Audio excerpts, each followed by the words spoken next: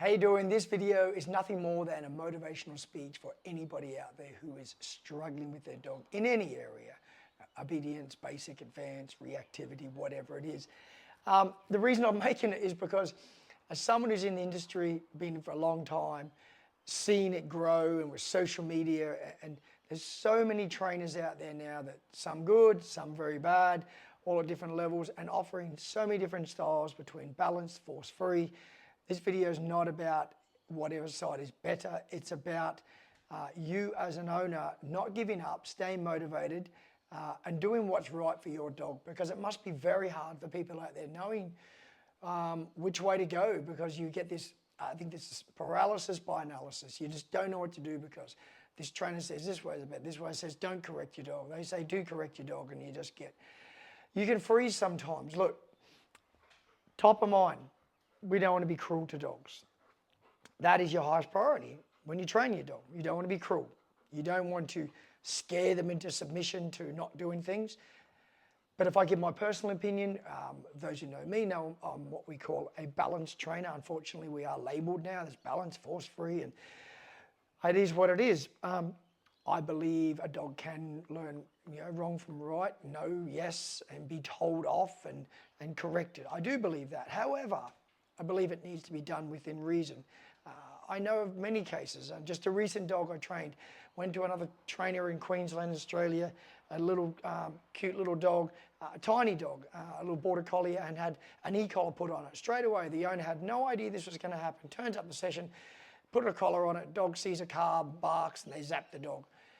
Horrific, just for many reasons. The fact that the owner had no idea this was going to happen. It was used incorrectly. The dog wasn't conditioned. There are many, many things. But I don't want to get into e-collars. I'm just saying that, there's bad trainers out there. You need to do your research, and you need to do what's right for your dog. So if you're going to go to a trainer, be aware of how they train a dog. You primarily, as the owner of the dog, need to be comfortable with how they train your dog, whichever way, because there's great benefit in every way to train a dog. I don't know if you can see my dog down here, Winston, a Labrador. This is what I'm patting, got his foot on my leg. You're going to do what's right for your dog. So this video is not about saying my way is the best way at all. But like I've said, I do believe that dogs can learn that. And I know there's people that believe that dogs don't need any correction. That can all be done with positive. And each to their own, wherever you think you can get to with your dog. I would say be open-minded. If something's not working for you, look to go down another avenue. But if you do go down another avenue, make sure that you're going to go to a trainer that is reputable. You can see testimonials, you can see before and afters, and they really know what they're doing, because the barrier to entry for dog training is very, very easy. There's no certification, as in you don't have to do one. Yes, people get certified, absolutely. However, anybody can tomorrow call themselves a dog trainer, and they are, but that doesn't mean they're good at it. Most other industries, if you want to be a chef, a mechanic, a hairdresser, whatever it is, there's an apprenticeship and a trade and certification, and it's got to be done the right way. So do I agree with certification? Yes, I do, absolutely, to a degree. Have I done the formal outside ones that public know of here? No, but my background being ex-military police, I would say that is police dog handler. I would say that is a very good certification, a good qualification. And on top of that, working at Sydney Airport as a detective dog handler, and then 30 years of training dogs. That's my qualification. And it's also, reviews, people knowing you. When you have 5-star reviews and that's all you have, and you've got good credibility that way, that is good certification, because, you don't get that by doing a bad job. But again, I digress. I don't want to get into that. This is more about not getting that paralysis. You need to do what's right for your dog, do what you're comfortable with, and do what gets results. And remember, be open-minded, don't get stuck one way. I know you may have your ideas of what is the best way to go. We all want to be as nice as we can to dogs. We should want to be. I want to be. Would I like to train a dog and never ever have to say no or give any correction and only use food and do all that? Yes. But dealing with the dogs I deal with, I know the reality of that is very limited window of success using that style of method. You will see a lot of people comment that style of training using corrections isn't necessary.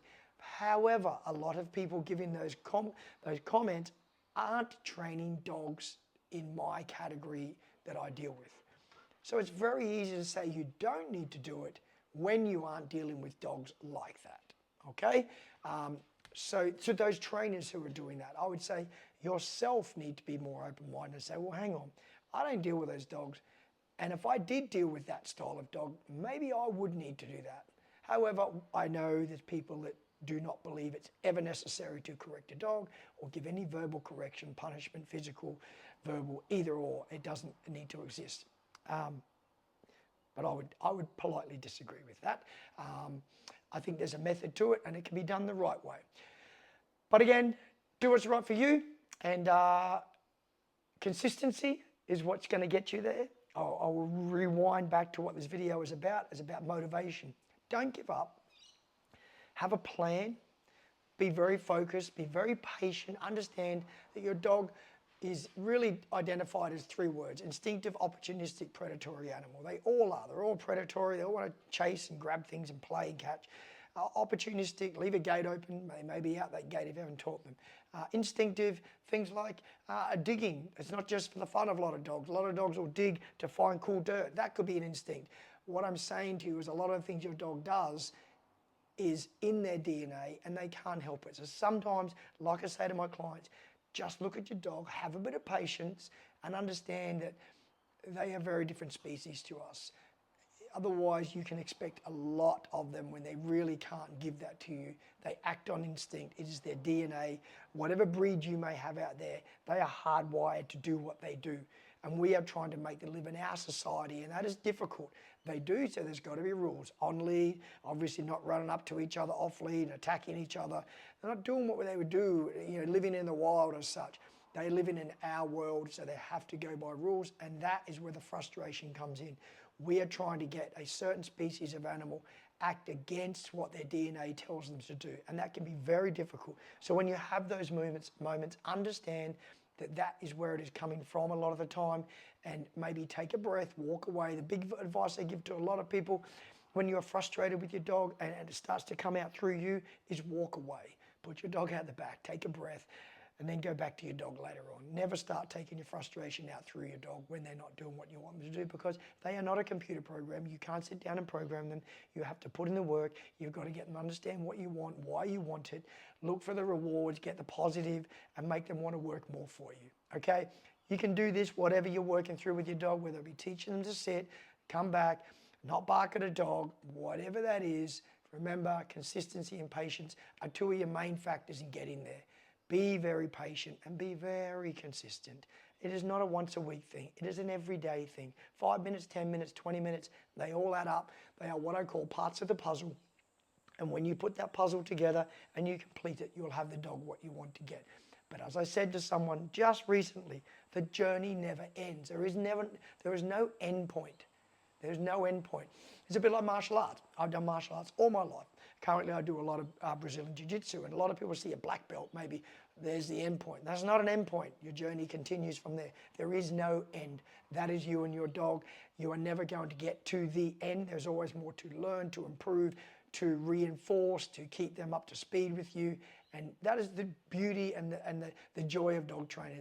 The journey never ends, and you can keep getting them better and getting your bond stronger, better communication, better engagement, and really enjoying your dog. So that's all the video's about. I digressed a little bit, but it is what I do. Sometimes I tend to go off right and left, but I made my way back to motivate you, keep you focused, don't give up. You can do this. And don't forget, I'm there to help. If it's on social media and you're in another part of the world, I often get back to a few of the comments and try and give people motivation. I have my online application launching very, very soon. Depending on when you watch this video, maybe it's already out. Jason Harris Dog Training on the App Store, and you can download, and there's programs there. And I'm going to add to that all the time. I'll do a separate video on that, talking about that when it's out. Just a little sneaky mention there. Thank you for following. If I gave you any motivation, any tip, any advice, please give me a subscribe, share my channel, tell others about it. I'm here to help. This costs you nothing. All we want as content creators is a push of a button saying subscribe, and that is a thank you to us for giving you this content. I'll see you soon. Bye.